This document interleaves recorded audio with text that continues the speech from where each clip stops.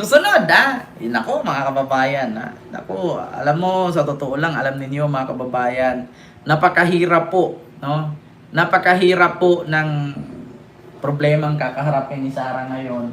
Dahil po, mga kababayan, ay napakabigat po niyan. Mas mabigat pa sa kanyang dinadala. So ito po, sunod, mga kababayan. So ano po yan, Kent? Yung sunod, eto na, mga kababayan. Kung naalala ninyo, pumutok po at trending ang balita ngayon na pag-atake ni Donald Trump sa Amerika, ni Donald Trump sa Venezuela na binumba at inaresto ang presidente ng Venezuela, pati ang kanyang asawa, dahil ito daw ay dealer ng droga, no? At pasimuno daw sa krimen dyan sa lugar ng Venezuela na kaya marami ang droga na napupunta sa Amerika kasi dyan daw galing ang mga pinagbabawal na gamot sa lugar ng Venezuela. Si Maduro. Kaya mga kababayan, kung naalala ninyo, nagpa-airstrike. Boom! Boom! Booms! Gumaganon. So, inaristo si Maduro. Ngayon mga kababayan, galit na galit ang China na kaibigan ni Digong. Kasi bakit? Mawalan sila ng supply na droga doon sa Venezuela kasi nga pinutol na ni Donald Trump ngayon. So ngayon mga kababayan, nanawagan itong si Greco Bilgeca. Iba mga kababayan, kung ang sigaw ng mga DDS, bakit yan? President Donald Trump, sana ang Pilipinas bumbahin mo rin at arestuhin ang presidente naming adik. Sabi ng mga DDS yan. Grabe, sabi nila. Kung doon sa Venezuela si Maduro in-airstrike at inaresto kasi adik, bangag. Baka naman yung presidente namin, sitting president, ay sana i-airstrike din, boom, pasabugin ang Malacanang at arestuhin itong presidente namin. Sabi ng mga DDS. Pero mga kababayan, kakaiba itong si Greco Bilgeca. Bakit? Iba ang panawagan niya. Alam niyo mga kababayan, ang panawagan ni Greco Bilgeca ay taliwas sa panawagan ng mga buhong DDS na katulad niya. Ganito po mga kababayan, ito po ang panawagan ni Greco Bilgeca. Mingming, lumayas ka dyan kung gusto mong umihi doon sa baba. Ito po ang kanyang panawagan mga kababayan sa Di Umano page. Ayan, Greco Bilgeca, Donald Trump at Duterte. Sabi niya dito, we are not asking for the US to arrest our sitting president.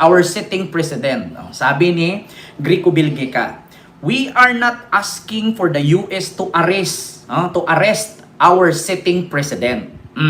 Former Presidential Anti-Corruption Commission or PACC Chairman Greco Bilgeca publicly appealed to the US President Donald Trump for assistance in securing the return of the former President Rodrigo Duterte, who is currently detained by the International Criminal Court or ICC in Netherlands, while emphasizing that accountability should be addressed through the Philippine-owned justice system. In a message addressed to Trump, Bilgeca said the Philippines is grappling with serious problem which he described as similar to challenge faced by Venezuela. Dear President Donald Trump, our country, the Philippines, is facing a massive struggle with drugs, government corruption, and protection of our oil and trade territories in the West Philippine Sea. Very similar to your issues in Venezuela, Bilgeca said in Facebook post. Bilgeca emphasized, however, that Filipinos are not seeking foreign intervention against the country's current leadership. Instead, he said the appeal to focus on the former president who is now under detention at the International Criminal Court or ICC. But we are not asking for the US to arrest our sitting president. Instead, we ask for your help in bringing home the former president arrested and detained by the ICC. Our goal is for both the current and former leader to face justice in our own Philippine courts. We want to restore the rule of law within our own borders, according kay Greco Bilgeca. Ngayon mga kababayan, wala naman akong problema kung panawagan niya ni Greco Bilgeca.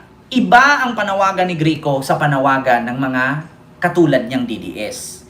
Ang ibang DDS ang sabi, gayahin daw ni Donald Trump na arestuhin din ang presidente sa Pilipinas kasi adik, bangag. Katulad sa pag-aresto kay Maduro. Pero mga kababayan, iba ang kay Bill Gica. Nanawagan ng tulong kay Donald Trump para mapauwi si Digong sa Pilipinas. Pero mga kababayan, paalala ko lang po, paalala ko lang po, di ba noon si Digong pinagmumura ang Diyos? Sabi niya, stupid talaga yung God ninyo. Saan ka nakakita nag-Last Supper? Dapat pag Last Supper, kung ang Panginoon dapat kumain, konti lang. Pero nakita mo yung pinting sa Last Supper, nag-inuman pa ang mga gago. Sabi ni Digong yan. Nag-inuman pa, kadaming handa. Sabi niya, tapos sabihin niyo, yan yun si Jesus. Sabi niya. Tapos nung nakulong, mga kababayan, sabi ng mga DDS, Lord, kaawaan mo si Tatay Digong, Lord. Ipagdasal mo siya, Lord, na maligtas siya dun sa loob, Lord. Ang kakapal ng mukha, di ba? Pagkatapos pagmumurahin ni Digong ang Panginoon, hihingi kayo ng tulong sa Panginoon. Busy si Lord. Nag-Last Supper si Lord. Hindi pa tapos yung kinain ni Lord. Sabi nga ni Digong, bulto-bulto daw pagkain. Nagla-Last Supper, tapos ang sabi, ang Panginoon daw natin, ay simple. Saan ka nakakita ng simple? Ang baso daw gold. Ang lamisa, makapakaraming pagkain. Tapos sabihin nyo, simple si Jesus. Sabi ni Digong yan. Tapos stupid daw ang God. Tapos paano daw nangyari ang Biblia ng Katoliko na si Adan at si Eva, katapos lang daw nagbingbangan, inalok daw ng ahas na kainin yung apple, nagbingbangan ulit. Diba? Ganon si Digong kabastos. Ganon si Digong kabastos, mga kababayan. Tapos sasabihin ng mga DDS, Lord, kaawaan mo si Tatay Digong. Putang ina nyo. Kung ako si Lord, tanggalan ko pa ng hininga yung Digong ninyo eh. Diba? Kung ako lang ang Panginoon, tanggalan ko hininga yan, ura-urada, minu-minutong literal. Pagkatapos niya ko sabihang stupid, tapos hihingi kay tulong sa akin. Kung ako si Lord, mapapamura ako minu-minuto. Biglaan. Diba? Sorry, hindi ako si Lord. Second ito, kaya putang ina nyo, ang kakapal ng mukha ninyo mga DDS. Diba? Tapos ngayon, mga kababayan, si Greco Bilgica hihingi ng tulong kay Trump. Diba? Hihingi ng tulong kay Trump para pauwiin si Digong. Baka naman mga DDS, nakalimutan ninyo kung paano babuyin ni Digong ang American media. Paano palayasin ni Digong ang mga US military sa Subic? Ano kalimutan ninyo? Barack Obama, you son of a bitch. Fuck you, Barack Obama. Nakalimutan nyo? Kung paano ni Digong pagmumurahin ang Amerika, palayasin lahat ng sundalo sa Operasyon Balikatan. Paano ni Digong bawiin ang kampana daw di umano sa Amerika na ninakaw daw doon sa Bilgeca. Bell? Yung may Bilgeca Bell, nalala nyo yon? Nakalimutan ninyo kung paano ni Digong pagmumurahin ng Amerika at sinumpa niya ang Amerika na ilang beses daw siya kumuha ng visa, hindi siya pinagbigyan. Pagkatapos murahin ang Lord, hihingi kayo ng tulong sa Lord kasi nakulong. Tapos ngayong nakulong, hihingi kayo ng tulong sa Amerika. Pagkatapos niyang pagbababuyin ang mga Amerikanong sundalo sa Pilipinas kasi mas kinampihan niya ang China sa utos ng China na tanggalin mo ang mga sundalong Amerikano dyan sa Pilipinas para malaya kaming makapaglayag at makapagnakaw ng langis sa West Philippine Sea at ma-occupy namin at matayuan namin ang gusali. Simula nung pinalayas ni Digong, malaya ang mga Chinese makapagtayo ng mga gusali doon sa West Philippine Sea. Kasi bakit? Wala nang makakapagharang. Kaya ngayon, tayong Pilipino na pagmamayari ang West Philippine Sea, nahihirapan tayong mangisda. Kasi bakit? Nandoon na yung mga malalaking barkong pangdigma. Nag-iikot-ikot na kung saan pag napadpad ka doon, bubumbahin ka ng water cannon. Na kung saan sarili mong teritoryo, bubumbahin ka ng water cannon, di ba? Tapos, sasabihin ngayon ni Greco Bilgeca, hihingi ng tulong kay Donald Trump. Tandaan niyo po, mga DDS, si Digong ay isa sa pinaka-leader ng mafia. Yung pandemic, ginamit niya ang di umano'y war on drugs Pero sa likod ng war on drugs, may magnetic lifter. Sa likod ng war on drugs, merong Michael Yang, Kenneth Dong, Charlie Tan, Sammy Uy, Peter Lim, potang ina nyo. Diba? Tapos ngayon, hihingi ka kay Donald Trump. Ano bang rason kung bakit hinuli ni Donald Trump si Maduro? Dahil sa droga, ayaw niya ng leader ng kartel, ayaw niya ng drug lord, ayaw niya ng mafia. Tapos si Digong, ipasundo mo kay Donald Trump, ipauwi sa Pilipinas, iisa din niyang mafia. Diba? Baka nakalimutan ninyo noon. Noong si Digong ang presidente, ang kaibigan niya, Russia, China. Russia, China, ang kaibigan ni Digong. Baka nakalimutan nyo, ang kaibigan ni Maduro, Russia at China. Diba? Igalit nga si Trump dyan sa Russia at China. Ano akala ninyo sa mga Amerikano, ulyanin? Baka nakita ninyo, ayaw ni Digong sa Amerika, kaya nga mas pinili niya si Xi Jinping eh. Tapos hinihingi kayo ng tulong, baka i-strike ni Donald Trump yung ICC, masabog lahat yan. Baka pati si Digong dyan mapulbo. Diba? Russia, China, kaalyado ni Digong nung panahon siya ang presidente.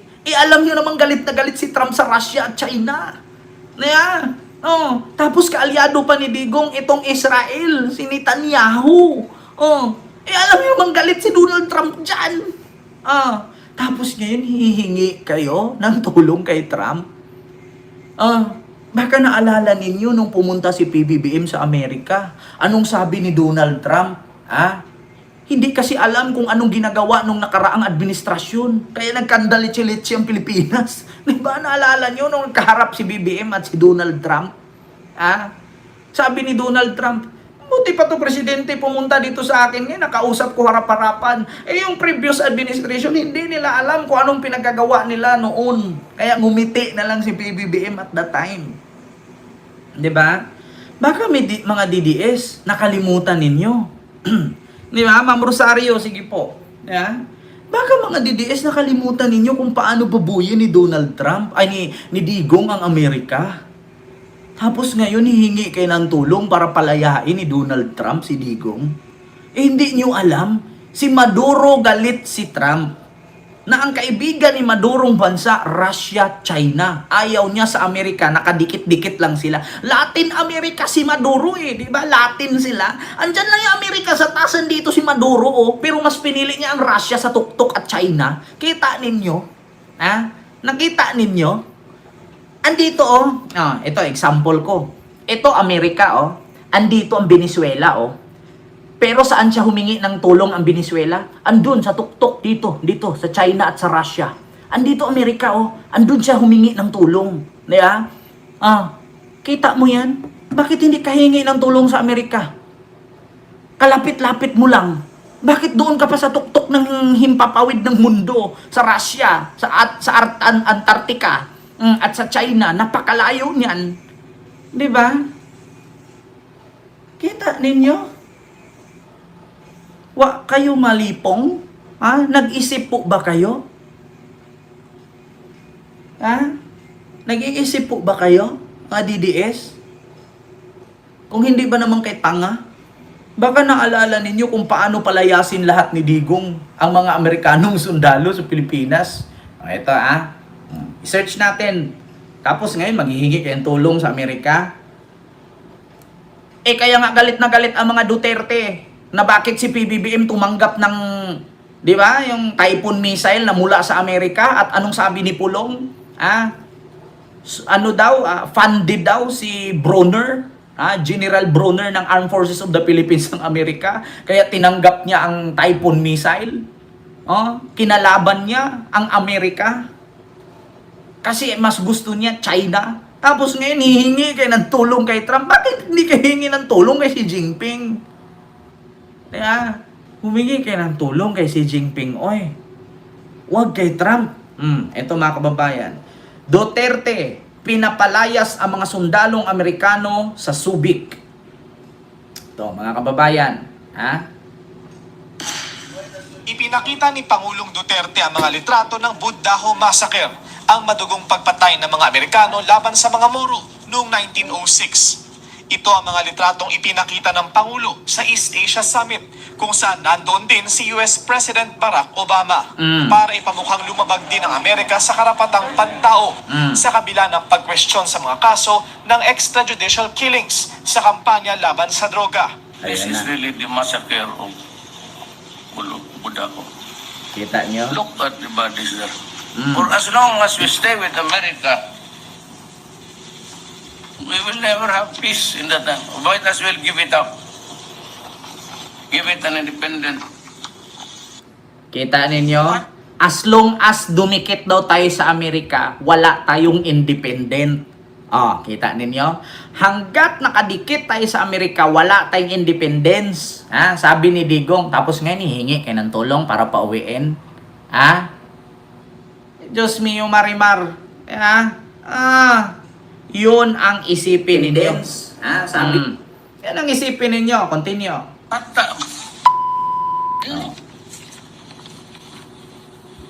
Nirarason niya. not only in Holong, ginawang postcard, meron niya. Di ba? Ang nirason ni Digong dyan kaya ayaw niya makipagkaibigan sa Amerika. Mas piliin daw niya ang China. Kasi daw, minasakir daw ng mga Amerikano ang Pilipino. Tandaan mo yan, Digong. Malamang World War II yun eh. Saan ka nakakita ng World War? World War, tapos hindi mo isasali yung ibang bansa, pili lang. World War nga eh. World War. So may iisip pa ba ng Amerikano yun na hindi niya pagpapatayin? Lumalaban naman ang mga Pilipino noon.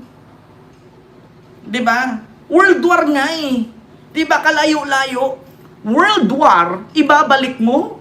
Kaya ayaw mo sa Amerikano? Kasi mas piliin mo ang China? Pero hindi mo iniisip kung paano din, babuyin ng China ang Pilipinas noon na pinasok ng piratang si Mao Zedong. 'Di ba? At nakipaglaban pa si Don Galo. Kung hindi nakipaglaban si Don Galo, bawi na sana ng Intramuros ang China. Ng China ang Intramuros. Alam niyo saan ko namin nakuha to? Sa history. Sa archives ng Amerika. Diba? Kanina, direkta ng pinaalis ng Pangulo ang mga Amerikanong sundalo. Kaya Ayan na. yung mga special forces, they have to go. Mm. They have to go in Mindanao. Maraming mga puti doon. They have to go. Re-eroon ko yung foreign policy. Hindi ko lang masalita noon out of respect. Or I do not want a rift with America. Si Limahong. But they Si have to Limahong. go. Hindi si Mao Bukod Zedong. sa hindi matatamo ang kapayapaan habang nandyan ang mga Amerikano, idinahilan din ng Pangulo ang kaligtasan nila. Makakita ng Amerikano yan, patayin talaga yan. Kukunan ng ransom yan, patayin. Even if you're a black or a white American, basta Amerikano ka. Nagpatotsyada muli ang Pangulo kay US President Obama. Mr. Obama, when you accuse me of killing, which you do not have also the facts anyway, whether legitimately killed in an encounter with the police, or those simply murdered. Kasi nga, nasilip kasi siya ni Barack Obama, mga kababayan, yung extrajudicial killings niya na ginagawa niya sa war on drugs. Nagalit siya, bakit daw pinapakialaman siya ni Obama. So ang ginawa niya, tinanggal niya lahat ng sundalo, pinalayas niya sa Pilipinas, mga Chinese ang pinasok niya na mga undocumented. Ang pinalit ni Digong sa mga sundalo doon sa Operation Balikatan, ang pinalit niya yung Pogo. Kita nyo, yung Pogo, undocumented Chinese, yung mga drug lords, diba? Yun yung pinalit niya, yung magpasok ng mga magnetic lifter, diba? Yung magpapalipad, magpapaanod ng mga water drone, diba? Yun ang mga pinasok niya. At pinasok niya dito yung mga businessman na Chinese, na mga kriminal doon, di ba? Yung mga tumatakbo, yung may mga kaso doon, yung mga wanted doon. Yun yung mga pinagpapasok niya dito sa Pilipinas, no? Na instead kung nandoon ang mga Amerikanong sundalo, hindi makakapasok yung mga kontrabando na yan. Di ba? Pero ang mga pinapasok niya dito, puro mga drug lord, pogo, mga scammer, mga kriminal sa China, undocumented. Nakita nyo, may 200 plus pa nga sa Davao na undocumented eh. Tapos nagpeke pa ng mga birth certificate, pati pa nga yung estudyante na meke pa nga eh. Pinaalis ang sundalong Amerikano na maprotektahan tayong sakupin ang ating kalupaan at karagatan. Pinalit niya ang mga Chinese na ngayon kinamkam na ng China ang West Philippine Sea. So ngayon, nakinabang ba ang taong bayan? Hindi po. Si Digong ang nakinabang. Bakit? Paano nakinabang ang taong bayan kung nalulong sa sugal sa Pogo? Saan kumuha ang Pogo ng 2 billion a month na binabayad? Diretso daw sa Pagcor. Di sa mga Pilipinong na-scam nila. Yung nabudol nila dun sa scatter, na papanalunin ng 1,000, tapos itaya lahat, para gustong manalo ng 1 million, tumaya ng 5 million. Nasangla na ang bahay, nasangla na ang ari-arian, nabentang sasakyan, pati yung saving sa anak for the future, sinugal na. Kaya, imbes na manalo, nalulong, naubos ang pera na scam. Tapos pinambayad sa Pagcor, 2 billion a month. Illegal yan sa China. Pinasok ko dito kasi nagbibigay sila ng 2 billion a month. Kita ninyo? Kasaysayan lang, mga DDS. Hindi nyo kumawala sa kasaysayan.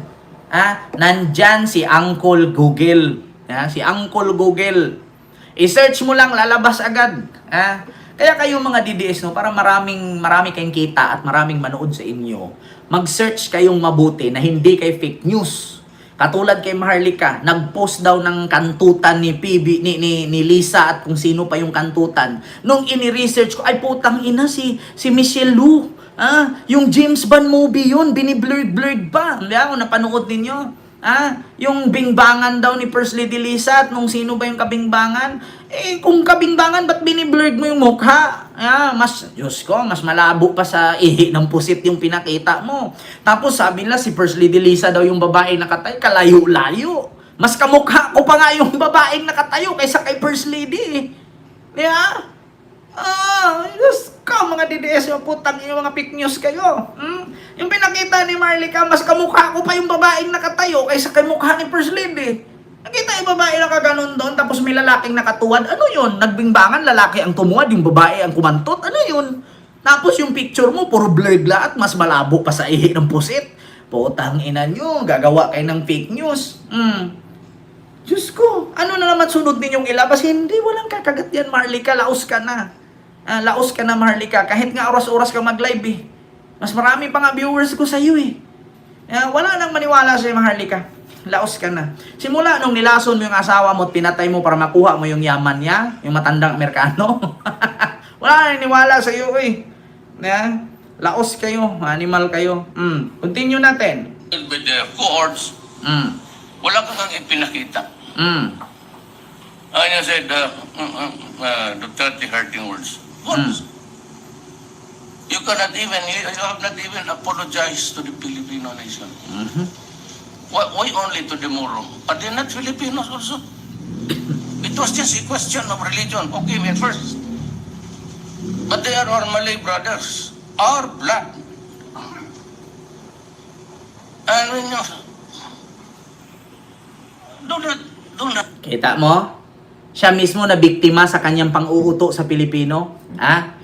Wala daw time para magsuri si Barack Obama at hindi daw tatanggapin ng Pilipino yan.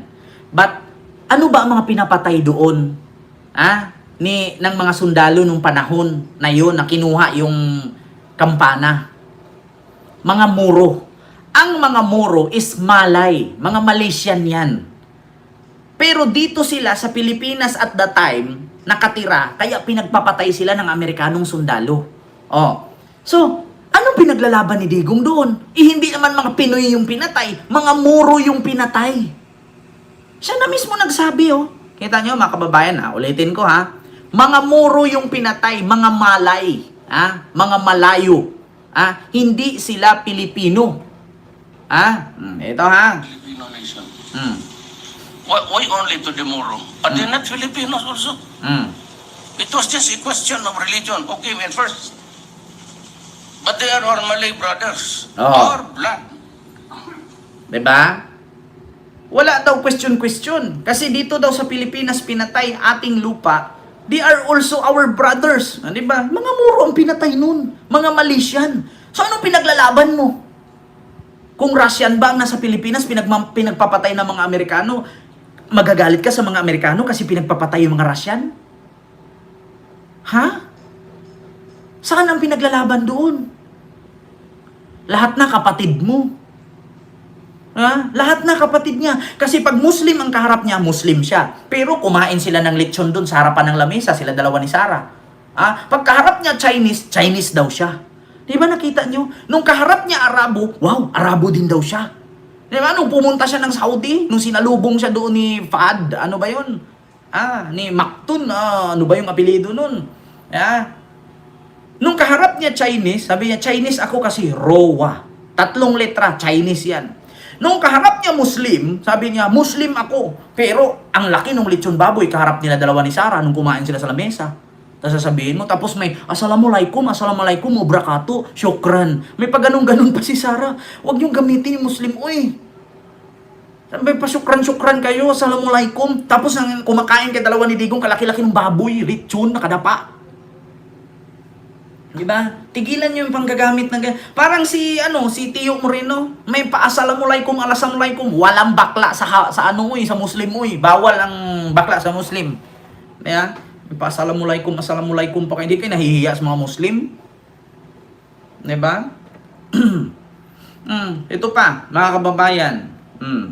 Continue natin. Ano nyo? Do not ask, Wala na, di na alam sasabihin. he who is without sin cast the first stone. Hindi na nagpa-interview ang Pangulo para sa mga detalye ng pahayag o sa magiging epekto nito sa mga kasunduan at pagtutulungan ng militar ng Pilipinas at Amerika. Wala na, tinanggal niya eh. Cheng, ABS-CBN News. Nilinaw naman ng Malacanang na ang pahayag po ng Pangulo ay sumasalamin sa kanyang bagong direksyon para sa pagkakaroon ng isang independent foreign policy. Iginit po, Diba? Independent foreign policy.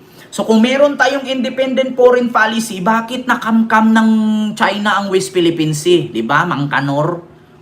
Yan. Pahayag ng Malacanang. The statement reflects PRRD new direction toward coursing an independent foreign policy. Putang ina. Independent foreign policy? Pero naagaw ng China ang West Philippine Sea. Diba? Kung nandyan yung mga Amerikano, nandyan yung mga sundalong Amerikano na nandyan sa Subic, hindi yun basta-bastang mapasok ng China itong West Philippine Sea. Ang problema lang, nakipagsundo siya na tinatawag na gentleman's agreement na ang sabi nga ni PBBM, sabihin dapat ng previous administration kung ano ang laman ng gentleman's agreement. Kung meron ba silang binigay, meron ba silang pinangako, meron ba silang bininta. Kasi hindi natin alam kung bakit ganun na lang kagalit ang China sa atin nang hindi natin alam. Di ba? Ito, mga kababayan. Pakinggan ninyo PBBM, hindi alam kung ano ang... Wait lang. PBBM, hindi alam kung ano ang gentleman's agreement ni Digong sa China. Ito, mga kababayan. Pakinggan natin kung ano, nag-react si PBBM at the time, mga kababayan. Sabi niya, hindi ko alam kung ano ang gentleman's agreement. Kinwestiyon ni Pangulong Bongbong Marcos kung ano ang kinompromiso ni dating Pangulong Rodrigo Duterte sa anyay secret agreement nito sa China. Ma'am Chandria Lamparo, maraming salamat Bakit ito po. kailangang ilihim? Mula sa Washington DC sa Amerika, nakatutok la si Marie Jumal. Mariz? Pia, pasado alas 5:30 na ng madaling araw ngayon dito sa Washington, D.C. At matagumpay ngang nagtapos ang makasaysayang Trilateral Leaders Summit na dinaluhan ni Pangulong Bongbong Marcos, U.S. President Joe Biden at Japanese Prime Minister Kishida Fumio. At samantala, si Pangulong Bongbong Marcos ay kinumpronta naman ang issue kaugnay sa umano'y pinasok na gentleman's agreement ng Duterte administration sa China hinggil sa Ayungin Shoal. Matapos kumpirmahin ng Embahada ng China sa Pilipinas ang sinasabing gentleman's agreement na umano'y pinasok ng Duterte administration sa China hinggil sa Ayungin Shoal, kabilang sa mga tanong ng Pangulo, Ano ba ang pinangako ng Duterte administration sa China? What did you compromise? Ano yung pinamigay ninyo? Bakit nagagalit sa atin ang mga kaibigan natin sa China dahil hindi kami sumusunod? Ano yung ba dapat namin gawin?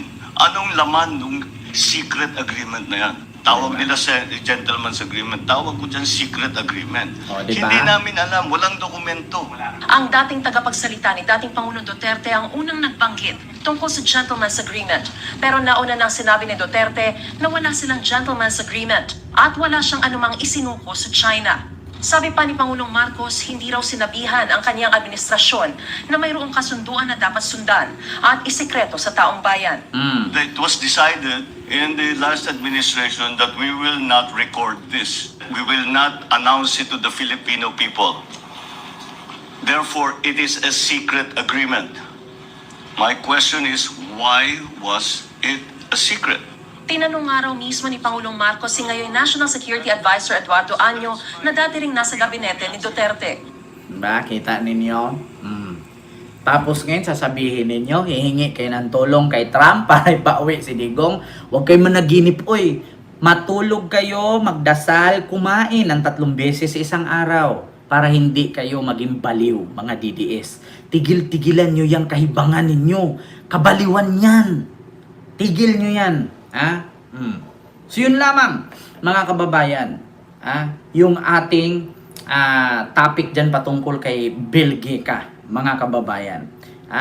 Pero ito bago tayo mag-proceed sa sunod topic, Kent, bakit hindi mo tinapik itong hinuli si Pukis? Mga kababayan, parang prank lang po yung pagkahuli. Ganito po yan. Hinuli si Pukis sa NAEA pagdating niya galing Thailand. Bakasyon po Sa mga kumakalat po kasi, ito po, hindi po tayo bias dito Sa mga kumakalat daw, si Pukis ay tatakas daw. Hindi po, nagkakamali po kayo sa balita. Wala po siyang balak tumakas. Siya po'y kakauwi lamang galing Thailand sa bakasyon kasama ang anak at asawa. Nung pagbaba niya sa airport ay inaristo siya. Hindi po siya aalis, siya po'y pauwi na po. So ngayon, nung nandun na siya, nakafile po siya ng bill, nakapagpiansa po siya, so malaya na naman siya. Ganun po yun. Nakapagpiansa po daw siya, di umano. Kaya hindi ko po siya kinontent. Natawa lang po ako. Pampaano lang yun alarming.